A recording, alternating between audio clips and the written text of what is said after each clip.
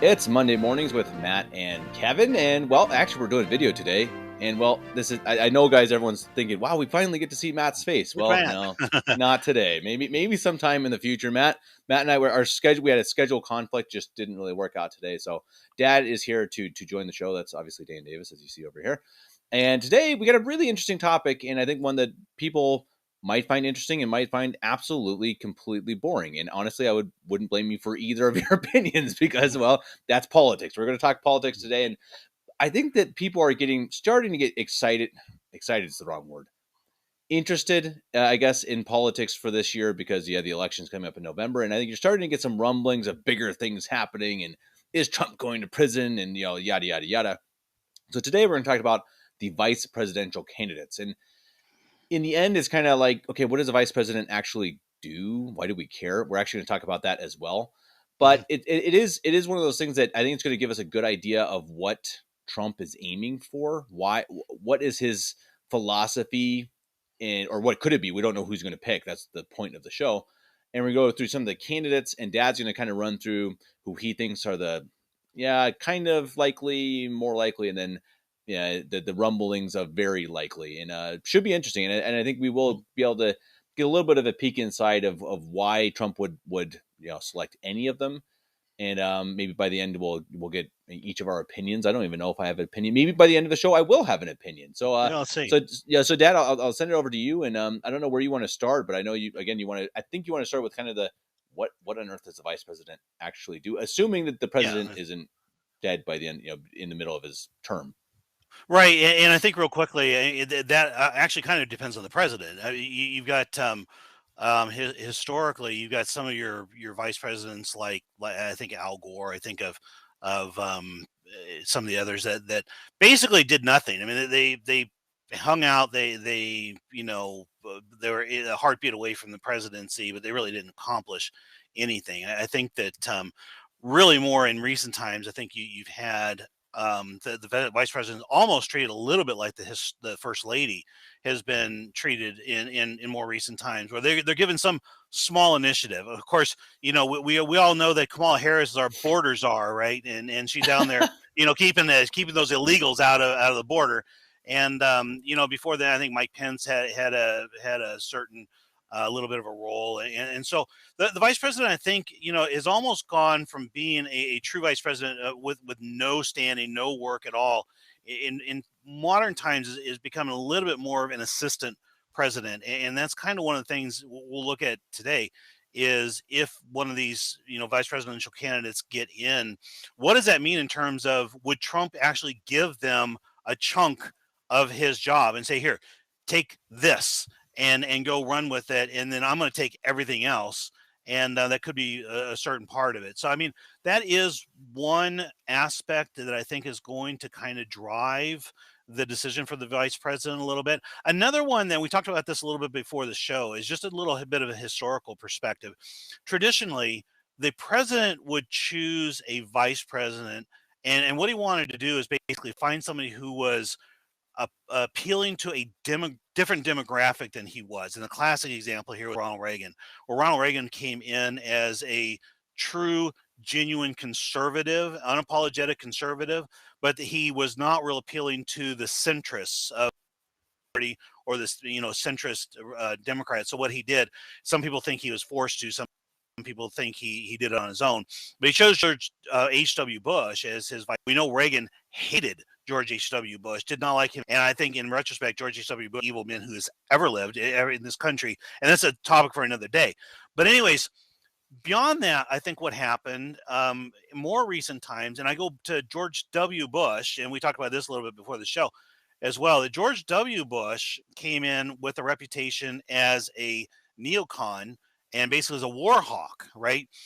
But what happened, I think, is he took a different tack. Instead of going and reaching out to somebody who was anti-war, he instead went with somebody who was even more of a war hawk than he was, even more neocon than he was. And so what I think the message was basically, okay, you want to assassinate me? You want me out of office? Going to be worse. Then it could be worse. And we'll give you Dick Cheney. Okay, if something happens to me. And so I really kind of think that the last 3 or 4 presidents, that's more or less what they've done. I think Barack Obama, his Achilles heel, he was inexperienced. He was a senator. He was not looked on as being particularly intelligent when he came in. He was good at reading a script. He was good at reading a speech. He had great cadence and great presence on screen. But he was not looking now.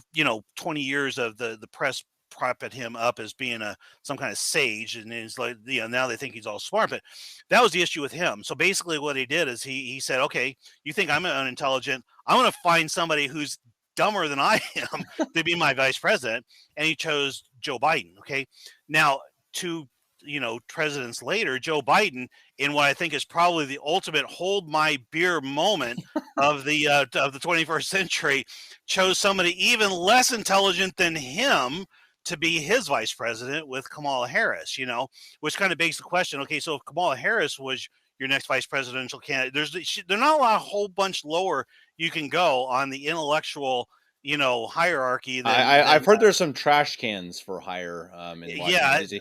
Well, so then I'd wonder, Dad, then, if that's being the case, what would you say for Trump and Pence? I mean, would that be more of the Reagan, George H.W. Bush type thing that you're just trying to get Pence to get more of your middle crowd? Yeah, well, I think really Trump actually came in, believe it or not. He was make America great, and he was going to come in, but he actually was at first more of a social liberal, because I mean his career, he had been a Democrat Right. for a long time. In fact, there are some old quotes of him really demeaning towards Republicans and towards conservative early on. So I think what he needed, and he was not, I mean, he's a Christian, or I don't know if he's actually a practicing Christian. And he had Melania, and Melania is a Catholic, and Novus Ordo, and all that. But I think what he wanted to do is he wanted somebody to anchor him who was solid, okay, not particularly outspoken, very unabashedly Christian, and just was kind of his opposite personality wise, and that's what he got. He got in Pence. Now, an interesting sidelight, and I think this might color his decisions coming up here. One of the things that Trump has said, and which is really interesting, I think, is when he went and became president, he said, I'm a New York guy, and I know New York, and I own New York. And he was in one of the toughest industry there is in America, in New York real estate. That's where he made his fortune. And so he knew New Yorkers. He said, I went to Washington. I didn't know Washington. I didn't know who I could trust. I knew who I couldn't trust. And so what he ended up doing was basically he had all these neocons. He had Mike Pence, and he had Bill Barr, and he had Mike Pompeo and Nikki Haley and all them, who warmed up to him because he was in power, but at the same time used any opportunity they could to stab him in the back. And so I think one of the reasons he didn't have more success in his first term, he didn't know who he could trust and who he couldn't. And I think in Washington, they're all such accomplished liars and accomplished snakes that and they're so swampy that it was almost impossible to tell. And so I wouldn't call Trump's first term a failure, but I think in the sense that he surrounded it, he continually I mean, Anthony Fauci, he continually surrounded himself with the swamp. And I think that got him into a lot of trouble. Well, now that he actually had the great grace, and there are conspiracy type people that'll tell you this was done on purpose, but he lost the 2020 election. And when he lost the election, the neocon establishment went after him, tried to destroy him, tried to put him down. Mitch McConnell, okay? I'm trying to think, is that Mike Pence, obviously. Some of the others who basically tried to bury him at that point. Well, what did that do? It showed Trump who are his friends and who are his enemies. And so now I think now that he's gearing up for a new election, he understands who the swamp is. He didn't understand it in 2016. He knew that the swamp was there. He didn't really know who was swamp and who wasn't. I think that's the hardest thing to really kind of come to grips with. And so now he does. And so he's really been able to, and you're seeing a lot of these swamp characters. I mean, what was it? In 1 week, you had the mix who stepped down. You had Mitch McConnell step down. You had Ronna McDaniel step down, and then McCarthy, and the Speaker of the House, all stepped down. And he was a little bit earlier. But basically, they've been purging the swamp to a large degree out of the Republican Party. So now what he's left with is a list that he knows basically who his friends are and who he can count on.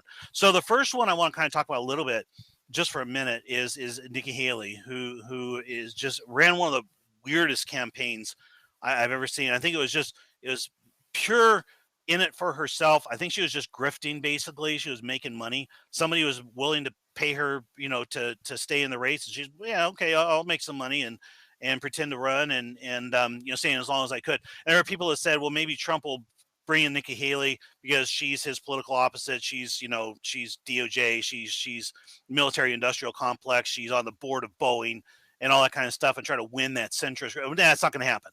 Absolutely not. They know they can't trust her. And I think what Trump realizes is if you put somebody in the swamp in as vice president, the swamp will become absolutely obsessed with assassinating Trump, obsessed with it. And they'll stop at nothing to do it. And they have no morals, and they would have no trouble doing it. So one of the theories that you see out there is that one of the things Trump might be doing is a little bit like George W. Bush, a little bit like Obama.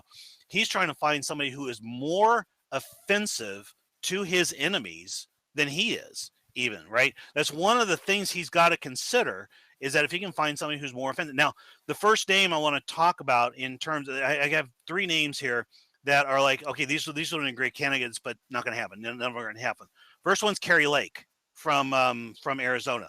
And I think she was an early favorite. She was one that would have been a perfect, I mean, she would have been perfect riding shotgun. She would have been a wingman for him. She knows the media game.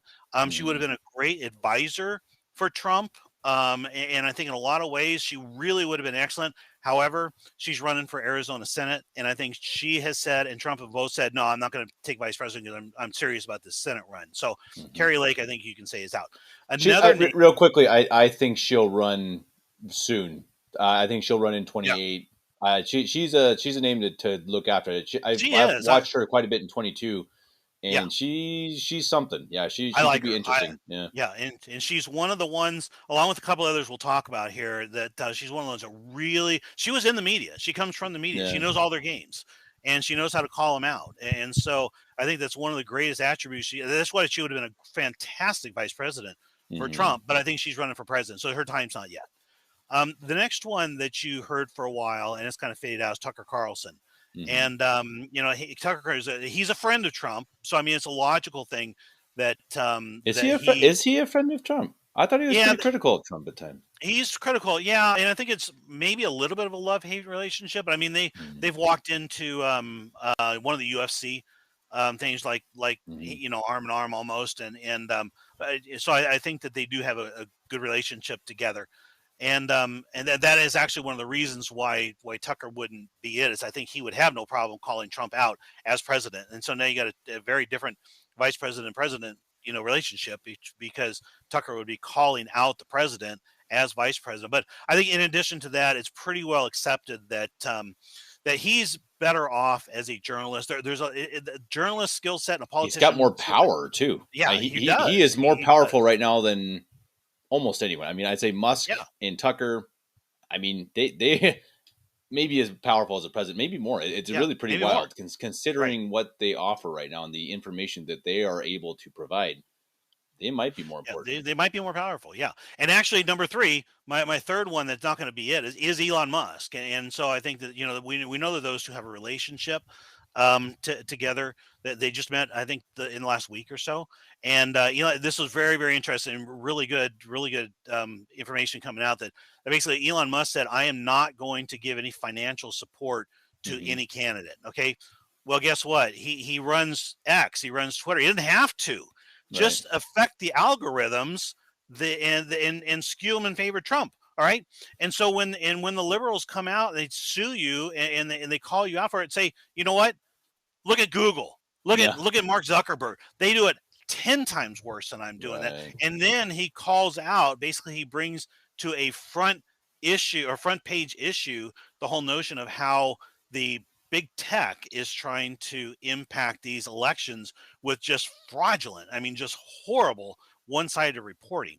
And so I think that's where Musk is going to have his play. He's going to officially, I think, stay fairly agnostic. He's going to not really jump in on one candidate, but I think he's going to find little ways to help Trump. And I think it might even be just by trolling the left. And I think he'll have his impact there. So someone said, I think even Tucker, someone said the other day, I listened that Elon Musk is reaching, like 100 million people with each tweet or something. It's something just wild. yeah, So everyone on X is being influenced by what Elon Musk says, and it's just again, it's incredible when you start thinking about the reach. They're saying the top news program on CNN is getting something like I forget what it was, 100,000 views or something like that. yeah, Elon Musk in a tweet is reaching 100 million. yeah. Just like that. Try to grasp that. I mean, that's wild, really wild. Yeah. So I think I agree. I think he's again more. He has other things to do. Yeah. He's going to have a side role in the whole thing. So that's my first category, is just basically the exciting options, but nope, not going to happen. Now my next group, and we're going to blow through these pretty quickly, is what I call the generics. If Trump is just looking for a pure subordinate, a kind of his MAGA oriented Mike Pence, somebody who's going to speak well. They're going to hold down a position. They're going to be a face, but they're not really going to accomplish much. He's got some pretty solid ones to look at. And I'm just going to run through. We got some pictures, and I'll run through them real quick. The first one is Lee Zeldin, who's an interesting character. I'm not sure if you're familiar with the name, but No. he's from New York. He's a state senator in New York. He ran for governor in New York, and he actually got relatively close to winning. And I think one of the interesting things about him, and my next one is also is from New York, is Elise Stefanik, who's a representative from New York. And I think one of the interesting plays here is that you have two major states that are right now in play to switch parties. Texas is because of its illegal immigrant problem for whatever reason, Austin, Texas is just getting to be horrifically liberal. And then you got a couple of big cities, right? I mean, Houston's a huge city, and it's actually, I don't know if it's close to becoming blue, but it's actually close to becoming purple. It does not have, it's not as solid red as it used to be. And that's the state that the Democrats are really after trying to flip. Well, in the same regard, New York is really, believe it or not, it's in play for the Republicans. And I think that Lee Zeldin and Elise Stefanik being kind of thrown out there as potential VP picks shows you that. And as well, you've got Trump is going to apparently give a speech at Madison Square Garden, right in the belly of the beast. And you can be positive that he's going to have overwhelmingly positive response to that. And just the man on the street interviews that you're seeing now with folks in New York is incredible. That they know the game with Joe Biden. They know that the Democrats have basically treated them as slaves, given them nothing in return. All they want is their vote, and they know they've been played. And so I think that there is potential for making inroads in New York. So I think that would be a strong statement that way if he took either of those two. The next one is Kristi Noem from South Dakota, who is a governor. She was a really good governor during COVID. She had one of the least restrictive state bans or state, the lockdowns of all. She was very much appreciated, beloved of her people. Let's be honest here. She's kind of arm candy for him, and she's young. She speaks pretty well, but I think really she's a relatively generic choice. She's MAGA, but she's not a particularly dynamic speaker. She's not a particular conservative. She's okay, but not great. Next one is J.D. Vance, who is a senator from Ohio. His name I see coming up fairly frequently in terms of kind of a dark horse candidate who might be out there. I don't see anything particularly. I've watched him a little bit. I don't see him being particularly compelling. And then my last generic candidate here is Ron DeSantis. And now Ron DeSantis is a real enigma at this point. And I think, I don't know how well you follow it, Kevin. He was a fantastic governor. He's one of the best governors, especially of any big states, one of the best big state governors in my lifetime. He's been fantastic in Florida. He ran a campaign for a president, and it was one of the worst Right. campaigns I have ever seen. I mean, it's horrible. And as a presidential candidate, he was horrible. So Yeah. now he's given up the presidential campaign. He's gone back to Florida, and he's kicking, tail as a governor again. He's doing some great things, and he's mentioned as a possible vice president candidate. But again, I think I don't see Trump going there. I just think he just ran such a bad presidential campaign. Well, and leave him in Florida. Let him do what he's good at. Yeah. Sometimes just recognize, hey, this guy's good at this. He's bad at this. Yep. Let's just leave him be. Right. A little bit like Tucker. Just go to a strength. All right. So now I'm going to step up. I got two more categories. The next one is still these are unlikely, but they are more likely than the others. A little bit of a step above the generics. And so the first one on my list is Marjorie Taylor Greene. And I think with this last couple of groups, we're going to actually show some videos. So it's interesting when you watch the videos. I know I caught this myself. You tend to get a feel for the candidate themselves and their personality, their charisma, all that kind of stuff. And you kind of see them in action. Now, Marjorie Taylor Greene, she has been fairly accomplished in terms of being a representative, House representatives from Georgia. And she's really gotten some stuff done. The impeachment that they had of Mayorkas, on the illegal immigrant thing, that was her doing. I mean, that was her baby. And so, I mean, she has been pretty good as a representative. Now, here you see what I consider her is she's basically like mean tweet Trump. So if Trump wants to get that mean tweet personality back, and this swagger back again, he picks Marjorie Taylor Greene. And we're going to show a couple clips here. First one, and they're both from State of the Union the other night. First one, she confronts Joe Biden with her MAGA hat on and talks about Laken Riley. Okay, Laken Riley was a young girl who was brutally executed by an illegal immigrant, and wanted him to just say her name at the at the State of the Union address. So the two clips back to back. First one here is Marjorie Taylor Greene confronting him at Brighton as he comes into the State of the Union. Second one is during the State of the Union. She actually stands up and says, "Say his name," or say her name. Laker, and he had a coin. She'd given him a little, I think it was a coin or a little medallion type thing, and he holds it up.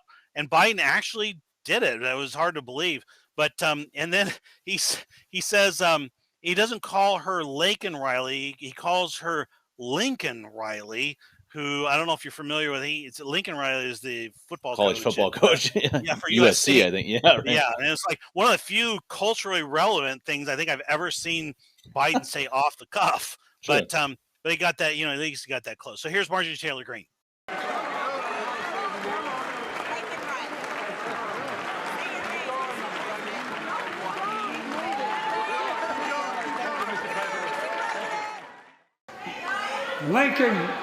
Lincoln Riley, an innocent young woman who was killed by an illegal. That's right. But how many of the thousands of people being killed by illegals? To her parents, I say, my heart goes out to you, having lost children myself.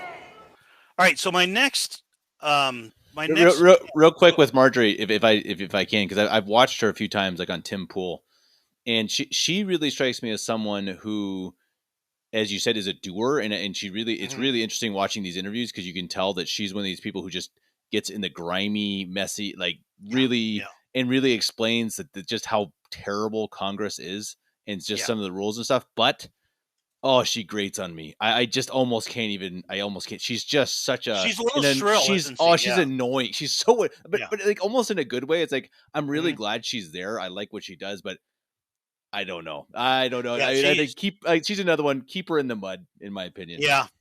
No, and I can agree. I don't think she's probably a serious candidate, but she's one that obviously Trump has a relationship with and knows well, and you see her being pushed as a potential candidate. So no, I tend to agree. I think she's going to be to the centrists almost what Hillary Clinton is. I think in a certain way, she's just got that. And she's just a little slip of a thing, and I think it's probably unlikely, but she's got a certain personality about her. The next one I wanted to talk about was Tim Scott, who was a candidate. He held out for a while. He's a senator from South Carolina. But as you see, I looked for some clips of him, and here's one. We're going to show one of him talking about at one of the Republican debates. He's talking about weaponizing the DOJ. And let's go ahead and watch this first, and then we'll kind of debrief a little bit on it. We should be asking ourselves a bigger question about the weaponization of the Department of Justice. When I'm president, the first thing I'll do is fire Merrick Garland. Second thing I'll do, fire Christopher Wray, because we need Lady Justice to wear a blindfold. Without that, no one has confidence in our justice system. 17% of Republicans have confidence in our Department of Justice. Here's why. We keep seeing not only the weaponization of the Department of Justice against political opponents, but also against parents who show up at school board meetings. They're called, under this DOJ, they're called domestic terrorists. Okay, so that's Tim Scott and talking about weaponizing the DOJ. And I think if you are like I am and you watch him, he's a good man. I think, he looks the part. He's got a certain charisma about him, but he's just a little generic and bland, I think. So I think he's a little slight step above my so-called my so-called generics. But I mean, he's obviously got the added bonus. He's black, and I think that what's coming. That you're going to have this nonstop, hoof beat of the left calling Donald Trump racist. Donald Trump's one of the least racist people that's ever run for office. But with the normies, I think if you took a Tim Scott, or actually you had a couple of other blacks in this list here, if he goes with somebody, a black man, black woman, then what you're going to see, I think, is you're going to have the left is going to be talking, they're going to be talking racist, and your normies is going to be saying, well, he's got a black vice president. How can you call him racist? And so I think he'll have that added benefit. So Tim Scott, I think, would be another kind of a milquetoast type of a choice, but solid, good MAGA. Not a tremendous amount of personality. So that's my third group. Now I think this last group is the one that I consider to be the four favorites, and I think this is just based on a certain amount of reading up, just knowing Trump for what he is, kind of knowing the history of the party and all that with Trump. The first one I'm going to put out there, and this one is kind of a crazy one, but I think it's one that you are hearing some legitimate rumblings about. Tulsi Gabbard. Tulsi Gabbard she was Democrat, and she's recently gone from being Democrat to independent. And one of the compelling things about her is she's actually active duty military. She's strongly anti-war. The establishment hates her, or the military industrial complex hates her because she's anti-war, and she actually has a lot of conservative values, except she's pro-choice. She's pro-abortion. And so, I mean, those like you and me are going to look at a choice like that and it's like, yeah, yuck, because she's pro-choice, but she has a lot of other things, and she crosses the aisle, and she does speak to those that demographic, the suburban women demographic, for whatever reason. I mean, they're staunchly liberal for the most part, and the Republicans are always trying to reach over and grab that. I think that the Republicans should just say, forget it, do what you're going to do, just go vote Democrat. But the Republicans always want to try to woo that constituency, and Tulsi Gabbard would be a way to do it. And I think that a Tulsi Gabbard choice would be a little bit like going back to Reagan, where Reagan chose George W. Bush. She would be kind of Reagan's, George H.W. Bush, and would kind of go across the aisle.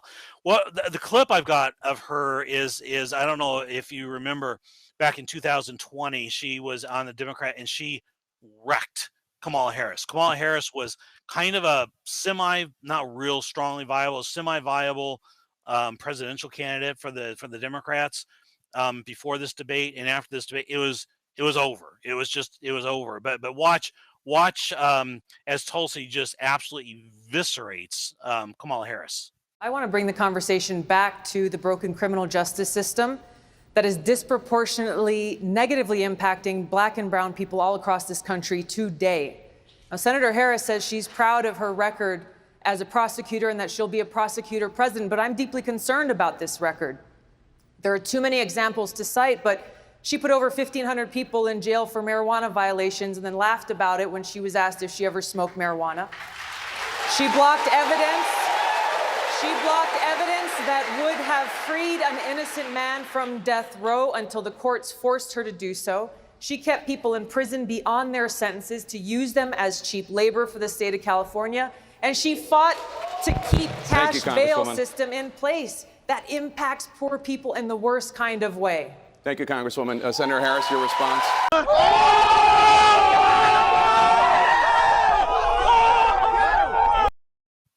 Okay, so Kevin, your thoughts on Tulsi Gabbard?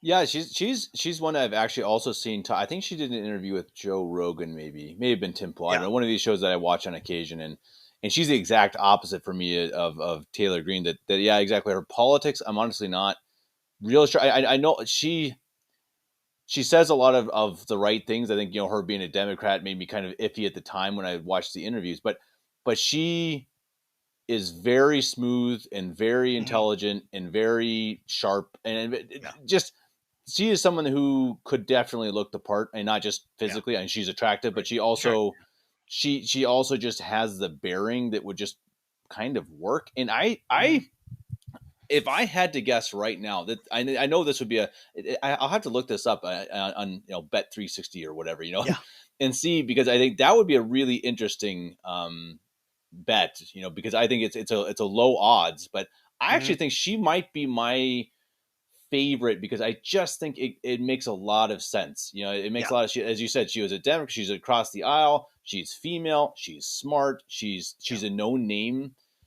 Democrats hate her. I think politicians, I guess that is. I mean, I think that, but I don't think the people would. I don't think a Democratic voter, even or an independent voter, is going to hate Tulsi Gabbard. I really don't.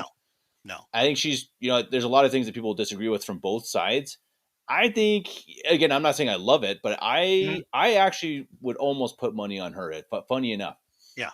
No, I agree, and I think she's been treated as a long shot, but she's met with Trump. Yeah. And they did meet, to talk through politics, and so she is on Trump's short list. I think there's no doubt about it. Now, whether she gets it, we'll have to find out. So my next candidate here is Ben Carson. Very interesting one. His name kind of comes up, and I think that he would represent a very different choice, really a philosophy for Trump. And we're going to show you a video. Basically, he's got an inspirational book out there about using your brain, I think it is, that we're going to show you. And you can see from this, he's older. He's very distinguished. He's very, very gentle. Mm-hmm. He ran for president in 2016. And I know that in Omaha, that we our parking lot was flooded with Ben Carson 2016 bumper stickers, back then. He was really the first choice. He's strongly pro-life. One of the best pro-life, because he's a doctor. Yeah. And he's a rock solid conservative, but you'll see as you watch him talk here that he's a gentle guy. And is he presidential material? Hard to say, how would he do as a president, but check out this clip from Ben Carson.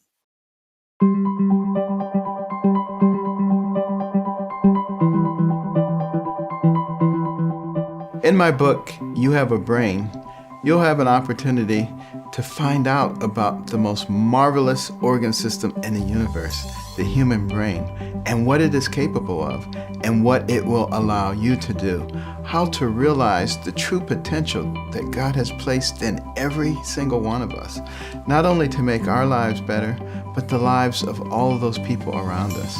I've taken many examples of things that have happened in my life which actually allowed me to move from a desperate situation that most people would have called hopeless. Growing up in an inner city, single-parent home, horrible temper, terrible grades, poor self-esteem, to becoming a world-class pediatric neurosurgeon and the director of pediatric neurosurgery at Johns Hopkins, involved in many incredible cases. Why did that happen? Because I learned how to think big, and I want you to learn how to think big also. So that's Ben Carson. Kevin, give me your. This is kind of a generic, just a rah-rah type of a video, and you can see he's just a gentle guy. What are your thoughts on Ben Carson? Yeah, I guess, as you said, I think if I had a personal opinion, he's who I want. I think he's the most. I think he's Catholic, Nova sort of Catholic. I think he actually, might be. Yeah, I think he might be. Anyway, he is, as you say, very pro-life and very, very solid. I wonder if he would be someone if his feet were held to the fire.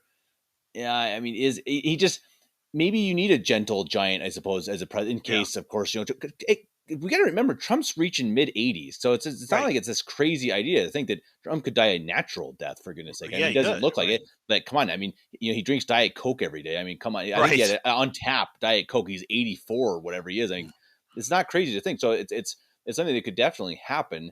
And I just think I just have a hard time seeing Ben Carson as president. Crazy enough, I can imagine Tulsi Gabbard more, and I don't know why. I mean, I don't even want that. That's just where my brain goes. I don't really see him going and meeting with Putin. I don't know. I was thinking the same thing. But yeah. No, I was thinking the same thing. I'd be happy with it though.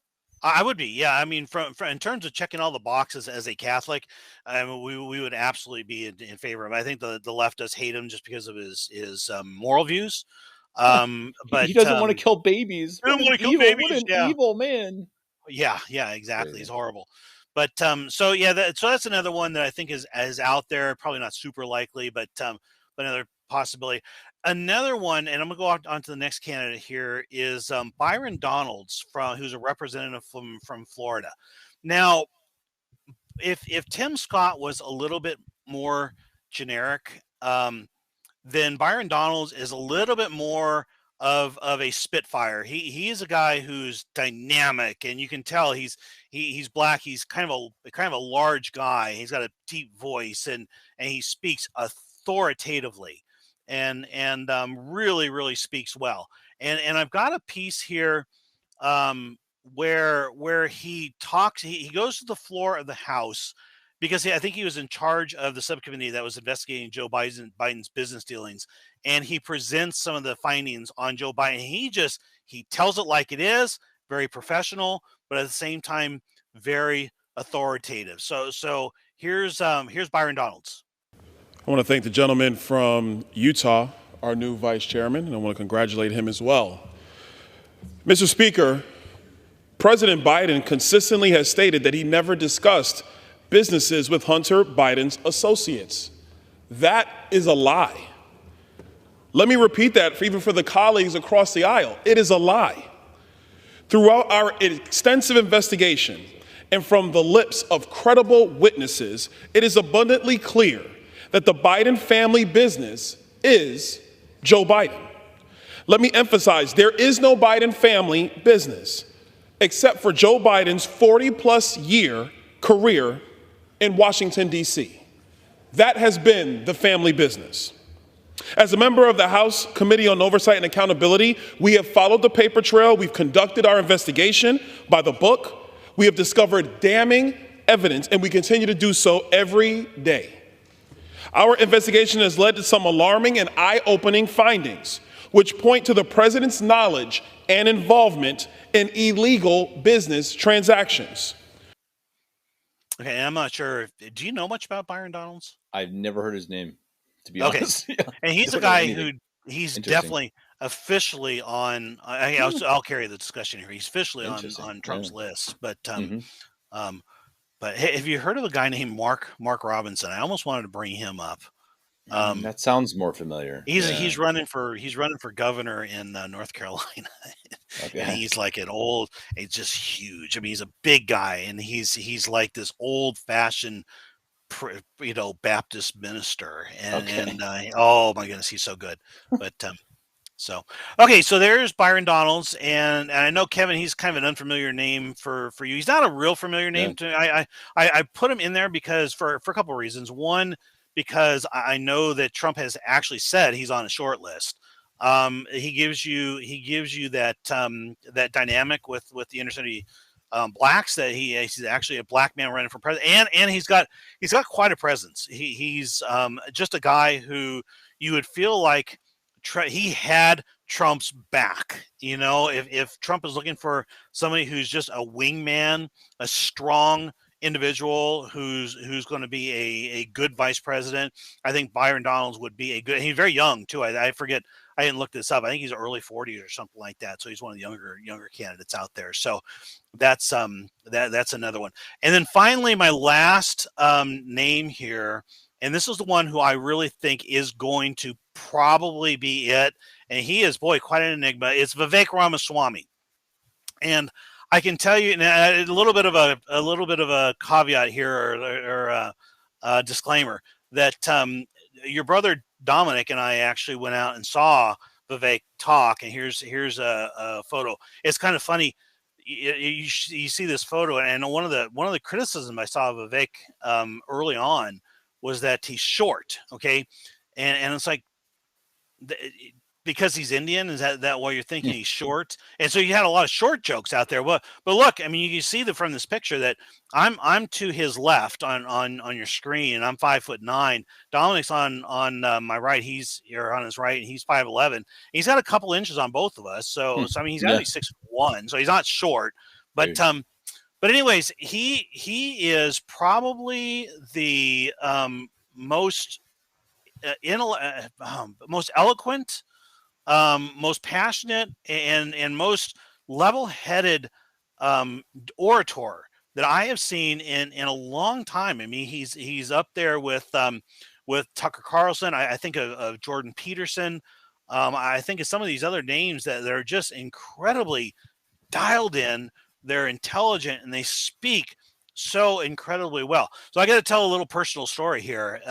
The night of the Iowa caucuses, I think it was like 20 below zero outside or something like that. Dominic and I, we went and actually voted in the Iowa caucuses. Well, because we had gone to that event, we got a call from the Vivek Ramaswamy campaign that said, "Hey, would you mind representing Vivek at the caucuses?" And I said, "Sure, no problem." Well, we need a caucus manager to go and to speak on his behalf, and we'll send you a support package. And this was like 2 days ahead of the caucuses, and I never did get the package. You could tell they were just shoestringing and doing the best they could, and they just, so I think they were promising people these packages, and they couldn't deliver them. There was snow out and all that kind of stuff. So I forgave them for that. So anyways, here I was at the caucus, and I told them, "Hey, I'll go ahead and I'll stand up and I'll speak for Vivek." And so I didn't get this package. I didn't know what to speak on. So I looked up and found his 10 commandments for 2024. Okay. And what I did is I stood up and I just said, "Hey, I'm here speaking for Vivek. I'm not going to, make a big case out of it. I'm a big Trump guy. I think Trump's going to win this thing. But Vivek is our future, and here's why. Here's the 10 commandments." So I read off his 10 commandments. I'll show you in just a minute as Vivek reads them off himself. And as I went through it, everybody was like, wow, they didn't vote for him. I think he only got 7%. It was like 50 people there. I think he only got like 3 votes or 4 votes or something like that at the caucus. But we circled back after the nomination was done, and they were talking about a platform for the Republican Party of the county of Potawatomi County, where we live. And a couple of people actually said, "Can we get that speech from Vivek again and get his 10 commandments? Because I think that would make a great Republican platform." So what's happened already is crazy that night he lost. Obviously, he only pulled. We were hoping he would pull about 12%. We were hoping that he could even challenge Nikki Haley and Ron DeSantis to come in second place. That was really kind of the high end goal. He only got about 7 or 8%, and he looked at the field and he just said, "I got to call it. I can't do it." So he went and supported Trump the next day. He pulled out of the election, went and supporting Trump. And what you've heard since then, he's been with Trump a lot since then. He's been on several tours with them, given several speeches. Trump speaks very highly of him. And some of the people who are insiders are actually saying you can actually start to see Vivek Ramaswamy's 10 Commandments, his personality, his political beliefs starting to rub off on Trump. And Trump's rhetoric is now becoming more like Vivek. So whatever it is that Vivek Ramaswamy, whatever influence he has on Trump, he has on the Trump administration, it might not be his VP, it might be his VP. We're not really sure. But I'm going to go ahead and show you the clip here with Vivek. America stands for the truth. We stand for the truth. We will not apologize for the truth. Let's talk about what's true. God is real. There are two genders. Fossil fuels are a requirement for human prosperity. Reverse racism is racism. An open border is no border. Parents determine the education of their children. The nuclear family is the best known form of governance to mankind. Capitalism is the best system to lift people up from poverty. There are 3 branches of government, not 4. And the U.S. Constitution is the strongest guarantor of freedoms in human history. These things are true. We will not apologize for the truth. We will stand up for the truth. We will fight for the truth. That's what won the American Revolution in 1776. And that's what's going to win the revolution ahead in 2024. Mr. Ramaswamy, let me turn to you. Please make your case. Why should you be the nominee and not the former president? I think there's something deeper going on in the Republican Party here, and I am upset about what happened last night. We've become a party of losers at the end of the day. It was a cancer to the Republican establishment. Let's speak the truth. I mean, since Ronna McDaniel took over as chairwoman of the RNC in 2017, we have lost 2018, 2020, 2022, no red wave that never came. We got trounced last night in 2023. And I think that we have to have accountability in our party. For that matter, Ron, if you want to come on stage tonight, you want to look the GOP voters in the eye and tell them you resign, I will yield my time to you. And frankly, look, the people there cheering for losing in the Republican Party. Think about who's moderating this debate. This should be Tucker Carlson, Joe Rogan, and Elon Musk. We'd have 10 times the viewership, asking questions that GOP primary voters actually care about and bringing more people into our party. Do you think the Democrats, and we've got Kristen Welker here, do you think the Democrats would actually hire Greg Gutfeld to host a Democratic debate? They wouldn't do it. And so the fact of the matter is, I mean, Kristen, I'm going to use this time because this is actually about you in the media and the corrupt media establishment. Ask you, the Trump-Russia collusion hoax that you pushed on this network for years, was that real or was that Hillary Clinton made up disinformation? Answer the question. Go. Mr. Ramaswamy. This is how we get our country back. We need accountability because this media rigged the 2016 election. They rigged the 2020 election with the Hunter Biden laptop story. Mr. Ramaswamy, and they're going to rig this election. Your time is up. Accountability. Let me turn to Governor Christie. Why you? There's a lot more I think we could probably say about Vivek. I went and looked for a couple more videos for him. I think we'll just leave it at the one. But one of the things that's been remarkable, and I think if we as Catholics can learn too, he's had in a couple of occasions, he's had protesters come in and try to break up his events. And the protesters will yell at him, and he'll actually stop them. And in one case, he said, I want to give you the microphone. You take the mic. Just understand that you're going to say your piece, and then I'm going to say my piece. We'll probably disagree, but you're going to say your piece, and then I'll say my piece, and we're going to speak respectfully.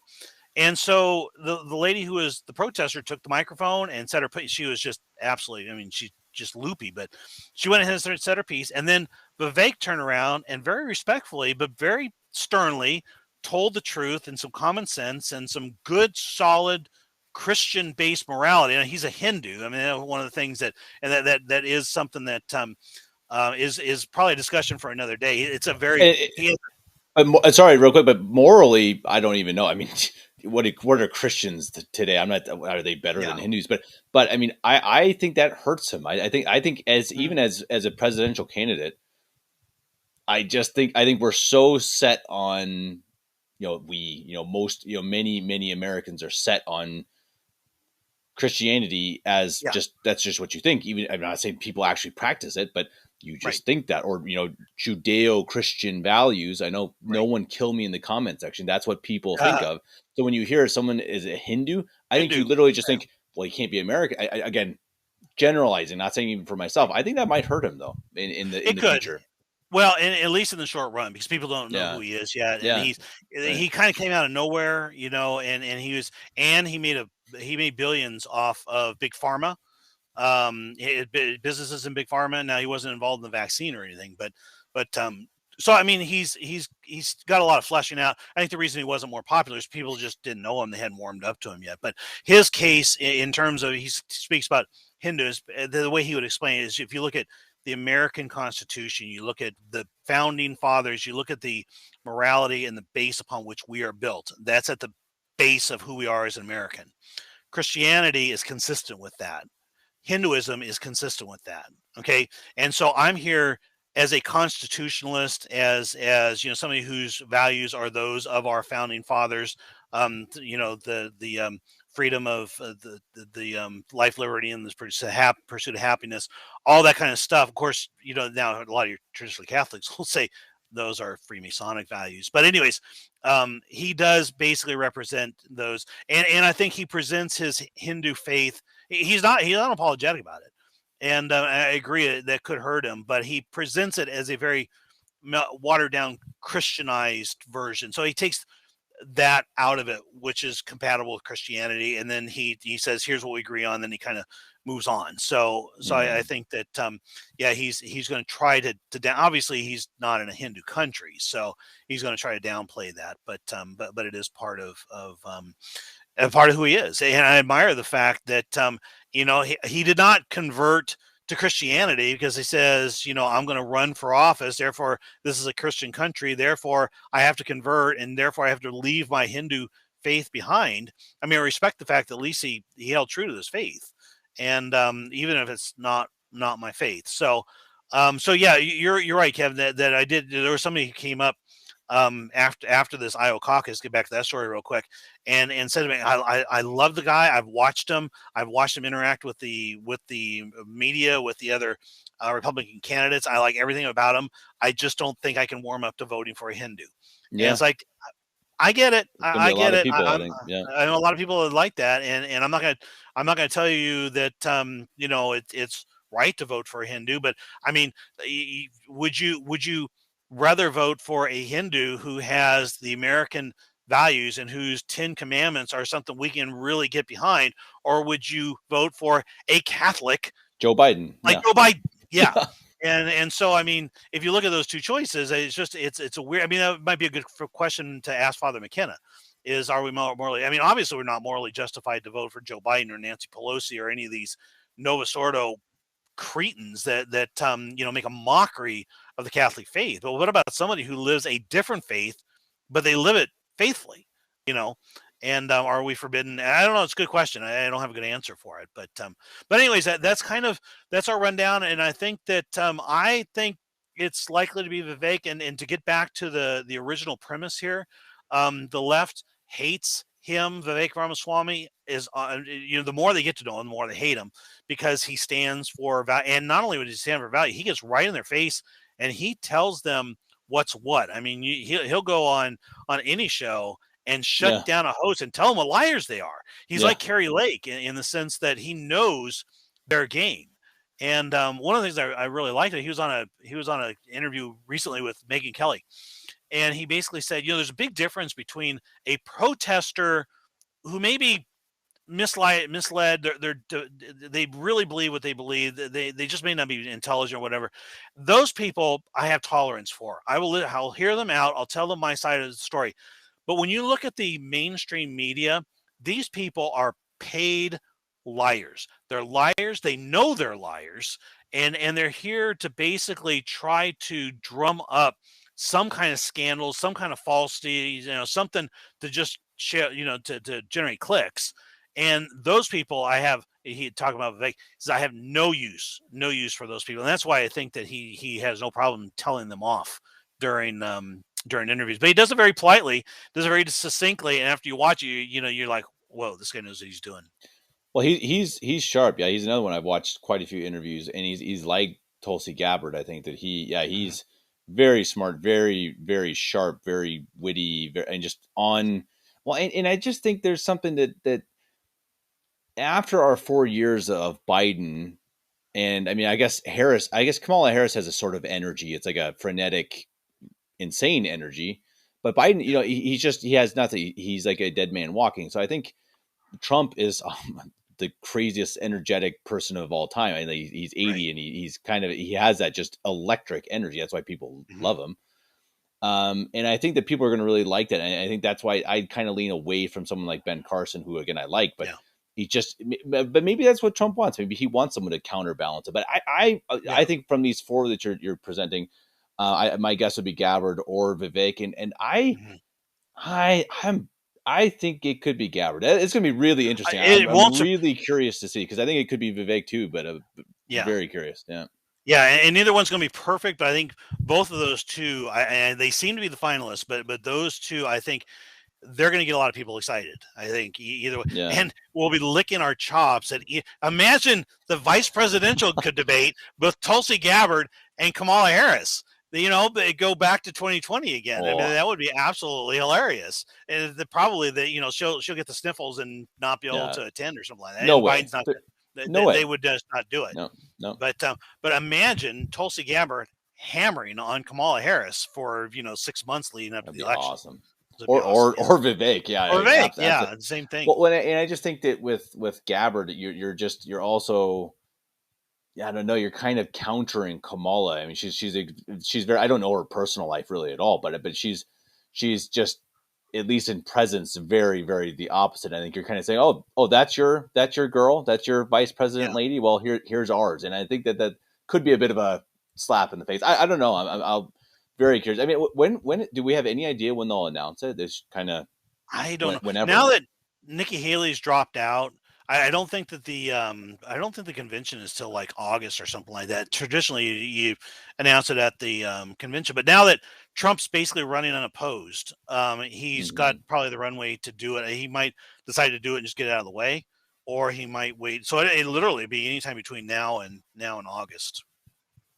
So really hard to say. And quick note on Kamala Harris. This is absolutely hilarious to me. I think the scary thought of her, if something happened to Biden, her becoming president, she is, the temperaments pretty well. She is high sanguine. She is as high sanguine as almost anybody you'll see out there, probably anybody in public office, certainly. And you know how a high sanguine responds to stress. Laughter. They laugh, right? And it's instinctive. They can't help it. And so it's one of the things that dogs her, and would be even worse with her as a president. She gets into a stressful situation where she's having to deal with, maybe the parents of some fallen soldier or something like that. Guess what she's going to do? She's going to break out and laugh. And I mean, as big a disaster as Joe Biden is, Kamala Harris, I think she's not as, like you said, she's not as gone mentally, but I think that high sanguine would actually be a worse fate for the Democrats, and they'll try to hide it, but it's awful. It's wild. I still truly, very honestly, can't believe that they're running Biden and Harris again. I mean, it blows my mind. I think they must be planning on nuclear war before the elections, because we're going to have to talk about this on another show. And I'll just introduce this real quick, and we won't get too far because we're about out of time. But they're doing something with this border crisis and bringing in the illegals. I don't know exactly what they have planned, but somehow or another, they are looking at the illegals as being their tools for keeping power. Whether they try to fabricate a vote count of the illegals and make them try to count towards the election, or whether they have them starting to insurrection after the election, something or another, somehow or another, these illegals are going to play a huge role in 2024, and we got to get them out of here as quickly as we can. Yeah, no, I'm into that. Well, no, it's been interesting. That's definitely a lot of information and a lot to wonder about. I'm really curious. I think it's going to be an interesting, view into what Trump's planning on doing and how he's going to run and what is, and he's going to be Trump, but you can already tell he is in a lot of ways a different Trump than he was in 2016. Yeah. I think he's a lot more calm. He's more measured. He's not quite so off the cuff, at least from what I've seen. He's more presidential, I think a lot of people would say. And I think he's more serious. I hope, and truly pray, I very seriously pray that he is going to actually follow through on what he says this time, because he didn't on a lot of things. Well, yeah, I mean, this is probably a subject for another day, but I think he went as far as he could with the people that he surrounded himself with, and he's surrounded himself with some real losers. And he just didn't know better. And I think this time he will know better. But real quick, I think a real telling moment with Trump was with Ron DeSantis, when Ron DeSantis was running, and the two of them were going at it, and they were having sparring in the media, and Trump called him Ron sanctimonious and all that, and DeSantis dropped out. And then Donald Trump, I think the same night, within just an hour or two, came out and gave a press conference. He was very measured. He was very sober. And he basically said, I want to thank Ron. He's a wonderful man. He's a wonderful governor. I think we have a future together. And I am officially retiring the name Ron Sanctimonious as of this moment. And it was just a really mature type of thing that the Trump of 2016 wasn't quite as inclined to. And so I think that he really is looking at himself as more as of a unifier, as somebody who, and basically what's happened is he has taken over the political center to a large degree, because he keeps pushing the left farther and farther to the left. And I think that, and to where all that's left basically of the left is the crazies. And you saw the State of the Union address with Joe Biden that he goes right into talking about Ukraine. Nobody cares about Ukraine. Nobody cares about Putin. And in fact, we saw Putin talking to Tucker. And it's like the Putin that Biden's trying to tell us is out there is not the Putin we saw.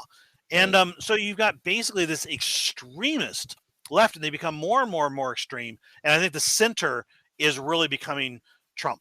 And I think that you're seeing it in the polls. And I think that the next wave that you're really going to see now is you're going to see people who are really politically disaffected and don't really care, but they kind of want to vote for a winner. They want to say, hey, I voted for the winning candidate. And so they line up their view based on momentum. I think you're going to have some momentum voters like that who are going to go for Trump now because he's winning. And that's going to probably push him another 5 years. And I think by the time we get to the election, you're going to have dead voters and cheaters, obviously, but I think the Democrats are going to be basically just down to their wackadoodle base. I mean, that's going to be all that's left of the Democrats, and the entire political center is going to be Republican, MAGA, or then maybe not MAGA, but at least Republican. No, absolutely, and again, we should end, but it's just crazy. I mean, you listen to Tucker the other day, and he was saying, if you think about it, the State of the Union, it begins and ends pretty much with the message that we're going to promise you two things. We're going to promise war and abortion rights. That's it. That's what they're running on. They're running. Their message is Trump is Hitler. Well, I think that was the first line, right? Trump is Hitler. We're going to promise you. I'm a Catholic, by the way, and we're going to promise you abortion rights for everyone at all times. We're going to write it into law, and we're going to make sure that we're at war with Russia, which, as you said, nobody cares about. It's an absolutely insane agenda. As you said, it's more and more wackadoodle. And I think if somehow the Democrats pull it off, which we know they can't fairly, just move to Nigeria, because the politics are going to be in better shape in Nigeria than they are in America at this point. Especially the inner city America. Yeah, it's going to be just unbelievable. So. Well, it's been really interesting. We'll definitely have to do this again sometime. We hope everyone stuck with us for this long edition of Monday Morning with Matt and Kevin without Matt. Let us know in the comments what you think. Who do you want to see, or who do you think will be the vice president? We'd like to hear your opinions. Is there someone we missed? Is there someone that, hey, what about this guy? I was thinking, what about Jordan Peterson? I was like, he's Canadian. He can go save his own country, I suppose. But no, Dad, thank you very much. Everyone else, thanks for watching. Please like, share, subscribe, comment, all that stuff. And we'll see you all next week. Till then, God bless. God bless. Here's something else I'm not supposed to say. Ain't but two genders.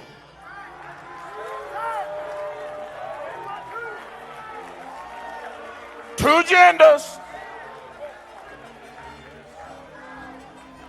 Ain't nothing but men and women.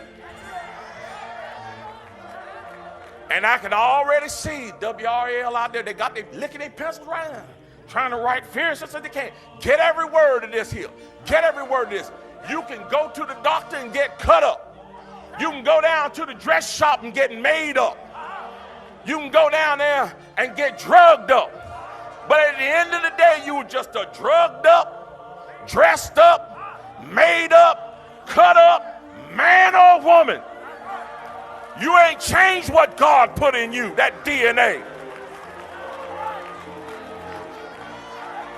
You can't transcend God's creation. I don't care how hard you try. The transgender movement in this country, if there's a movement in this country that is demonic and that is full of the spirit of Antichrist, it is the transgender movement. It's time for grown-ups and time for Christians to start standing up and being unafraid to tell the truth. Come after me if you want to. I don't care. You want my head? Here it is right here. Come on, come get it. I don't care because it's time for us to stand up. And I'm not afraid to stand up and tell the truth about that issue. They're dragging our kids down into the pit of hell, trying to teach them that mess in our schools. Tell you like this, that ain't got no place at no school. 2 plus 2 don't equal transgender. It equals 4. You need to get back to teaching them how to read instead of teaching them how to go to hell. Yeah, I said it and I mean it.